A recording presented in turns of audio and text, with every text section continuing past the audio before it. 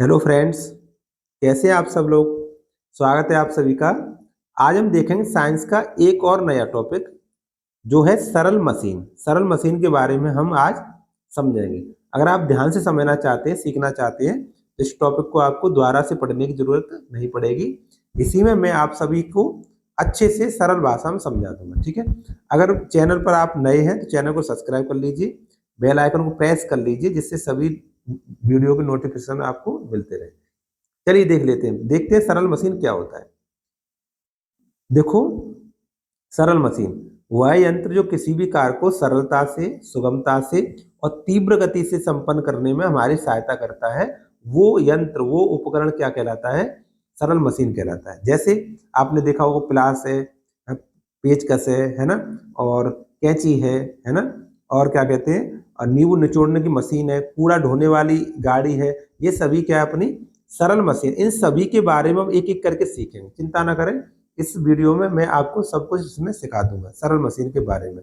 और आपने देखा होगा पुली, जो गिरनी कहते हैं, आनत तल है ना, और क्या कहते हैं, जैक, स्क्रू जैक आता है, उसके बारे में भी इसमें हम सीखेंगे।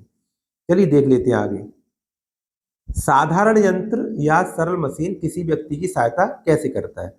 तो कम बल का प्रयोग करना पड़ता है और काम उतना ही हो जाता है ना, इस तरह से हमारी सहायता करता है। चलिए नेक्स्ट, बहुत मोस्ट इंपोर्टेंट क्वेश्चन है, most very very most important question है। साधारण यंत्र जिसको हम सरल मशीन कहते हैं वो किस सिद्धांत पर कार्य करता है? तो इसको बहुत ही अच्छे से याद रखना है आपको। बल आघूर्ण के सिद्धांत पर कार्य करता है। बल आघूर्ण के सिद्धांत पर कार्य करता है, ठीक है। ये मोस्ट इंपोर्टेंट क्वेश्चन है। चलिए नेक्स्ट, सरल मशीन की दक्षता कितनी होती है? तो 100% होती है, 100% से कम होती है, 100% से ज्यादा होती है, या फिर कितनी भी हो सकती है। तो सरल मशीन की दक्षता है वो 100% से कम होती है, ठीक। ऑप्शन नंबर बी सही होगा, ठीक है ना। चलिए नेक्स्ट, अगला क्वेश्चन देखते हैं। सरल मशीन के उदाहरण हैं। तो पहला नंबर तो उत्तोलक है, इसके बारे में अच्छे से डिटेल से समझेंगे। फिर घिरनीय पुली कहते हैं, इसको भी समझेंगे।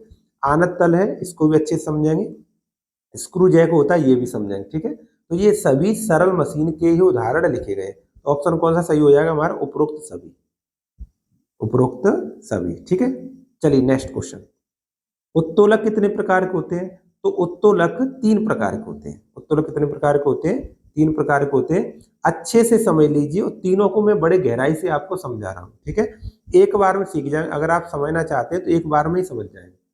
चलिए देखो, उत्तोलक आलम, फलक्रम कहते हैं इसको, फलक्रम। आयास, अफर्ट कहते हैं। भार, लोड के आधार पर इनकी सापेक्ष स्थितियों के अनुसार 3 प्रकार के होते हैं। इससे पहले क्वेश्चन पढ़ा था, 3 प्रकार के होते हैं। अब मैं इन शब्दों को समझाऊं कि आलम क्या होता है, फलक्रम, आयास क्या होता है, और लोड क्या होता है। जैसे मान लिया हमने प्लास बना लिया, प्लास, अरे भाई प्लास बन गया थोड़ा। देखो हमने प्लास बनाया,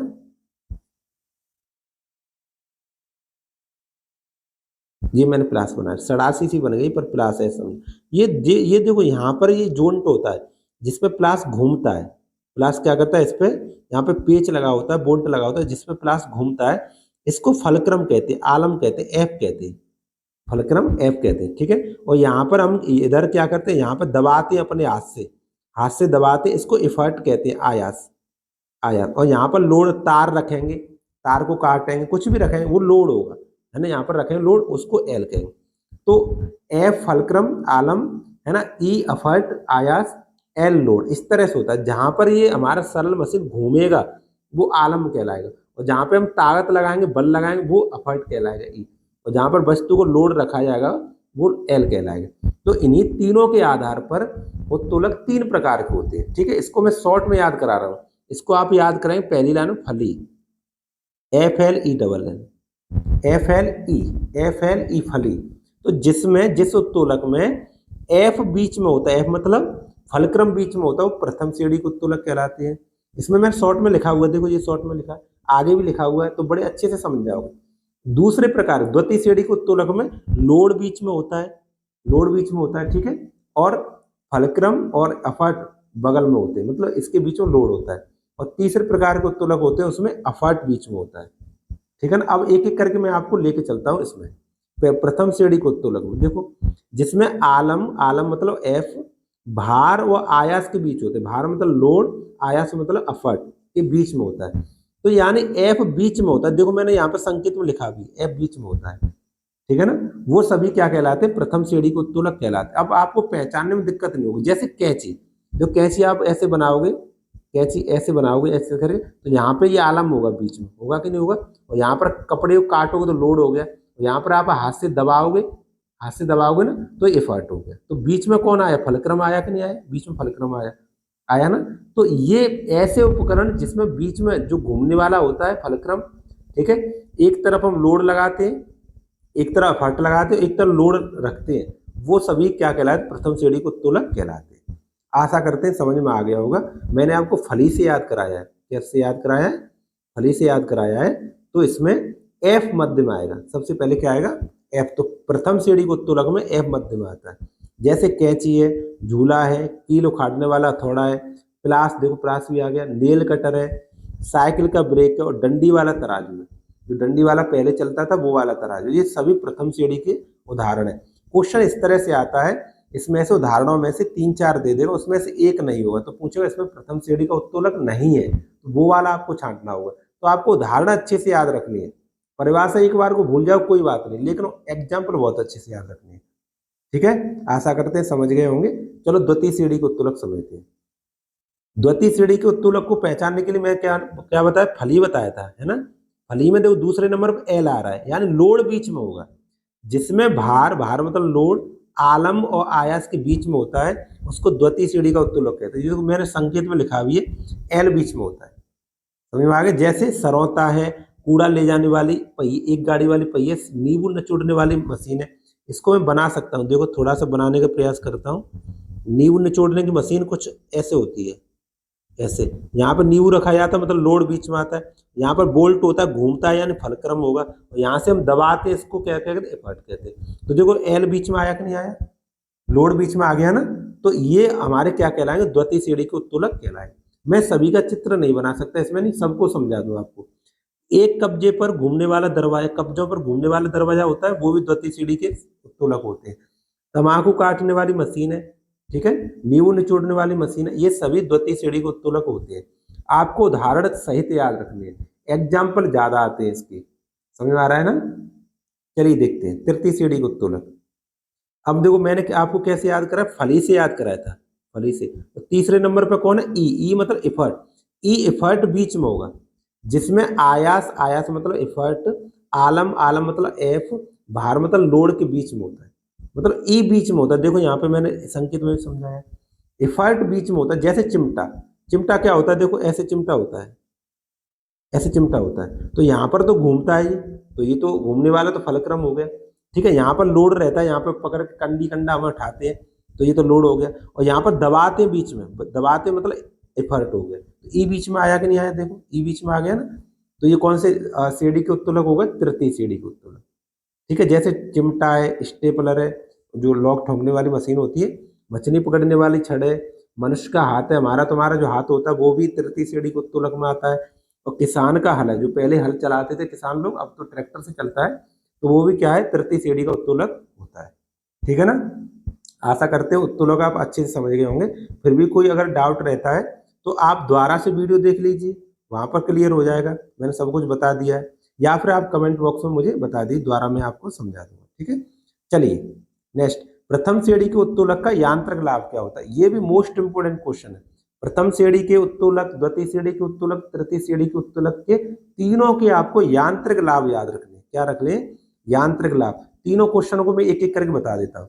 प्रथम श्रेणी के उत्तोलक में यांत्रिक लाभ एक भी हो सकता है, एक से कम भी हो सकता है, और एक से अधिक भी हो सकता है, ठीक है ना। तो इसमें तो ऑप्शन कौन सा होगा, डी, उपरोक्त सभी। प्रथम श्रेणी के उत्तोलक में याद रखना है, एक के बराबर भी हो सकता है, एक से कम भी हो सकता है, एक से अधिक भी हो सकता है। द्वितीय श्रेणी के उत्तोलक, द्वितीय श्रेणी के उत्तोलक का यांत्रिक लाभ क्या होता है, तो इसमें द्वितीय श्रेणी के उत्तोलक में सदैव, हमेशा, हमेशा एक से अधिक होता है, यांत्रिक लाभ एक से अधिक होता है। ये भी मोस्ट इंपोर्टेंट क्वेश्चन है, बहुत अच्छे से आपको याद रखना है, ठीक है। चलिए नेक्स्ट, थर्ड क्वेश्चन, तृतीय श्रेणी के उत्तोलक का यांत्रिक लाभ क्या होता है, तो तृतीय श्रेणी का उत्तोलक है, उसमें सदैव एक से कम होता है, यांत्रिक लाभ एक से कम होता है, ठीक है। ये भी मोस्ट इंपोर्टेंट क्वेश्चन है, ये भी याद रखना है आपको। तीनों क्वेश्चन अच्छे से याद रखने। प्रथम श्रेणी के उत्तोलक में एक के बराबर हो सकता है, कम हो सकता है, ज्यादा हो सकता है, ठीक है। द्वितीय श्रेणी के उत्तोलक में केवल ज्यादा होता है, तृतीय श्रेणी के उत्तोलक केवल कम होता है, ठीक है। तीनों क्वेश्चन याद रखने, समझ में आ गया। आगे अब हम ये उत्तोलक खत्म हो गए, अब घिरनी के बारे में देखें।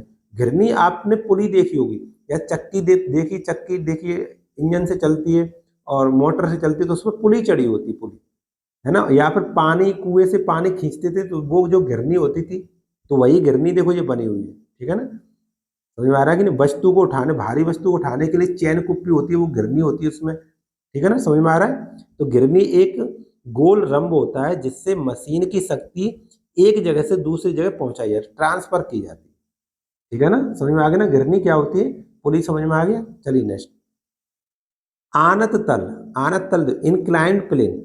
आनत तल का अर्थ होता है एक समतल जगह जो किसी एक कोण पर झुकी होती है। 45 डिग्री कोण पर, देखो ये झुकी हुई है, 45 डिग्री कोण पर झुकी होती है, उसे आनत तल कहते हैं। अभी हमारे तुम्हारे आलू खुद रहे हैं, तो आलू खोदने के बाद बोरा में रखने के बाद उसको ट्रैक्टर में चढ़ाया जाता है। ये ट्रॉली है मान लिया, ठीक है, ये ट्रॉली है, इसमें चढ़ाना है। तो आपने देखा होगा मजदूर यहाँ पे एक पटा रख लेते हैं, काठ का खुरदरा, खुरदरा काठ का पटा चढ़ लेते हैं, और इस पर चढ़ के और इसमें हम बोरी को लाद देते हैं। तो ये पटा क्या है, आनत तल है। ये क्या है, आनत तल, ठीक है। इससे हमारा चढ़ना बड़ा आसान हो जाता है। तो यही तो हमारी मशीन क्या करती है, हमारा काम को आसान कर देती है, ठीक है ना। आनत तल आशा करते हैं समझ में आ गया होगा। चलिए नेक्स्ट, स्क्रू जैक। जो जैक होता है, जैसे हमारा ट्रक पंचर हो गया, कोई गाड़ी कार पंचर हो गई, तो उसके टायर को उसको थोड़ा उठाने के लिए जैक का प्रयोग किया जाता, नहीं किया। ये भी सरल मशीन है। ये क्या करता है, इसको हम ऐसे घुमाते हैं और घूर्णी गति इसको ऊपर ऊर्ध्वाधर गति में बदल देती है। तो ये ऊपर उठता जाता है, इसको हम घुमाते जाते हैं, इसको ऊपर, ये ऊपर उठता जाता है। समझ में आ रहा है कि नहीं आ रहा है। देखो, एक यांत्रिक उपकरण है जो घूर्णी गति को, घूमने वाली गति को रैखिक गति मतलब ऊपर उठने वाली गति में बदल देती है, और जो क्या करता है, हमारे भार को या फिर नियंत्रित बल को करने में इस्तेमाल किया जाता है। समझ में आ गया ना। स्क्रू जैक, इसको स्क्रू जैक कहते हैं, गांव की भाषा में जैक जैक कहते हैं, स्क्रू जैक इसका नाम होता है पूरा, ठीक है। समझ आ गया। तो वीडियो कैसे लगी आपको, ये सरल मशीन समझ में आई कि नहीं आई, कमेंट बॉक्स में बताइए कि आपको ये वीडियो क्वेश्चंस समझ में आया कि ये टॉपिक क्लियर हुआ कि नहीं हुआ, ठीक है ना।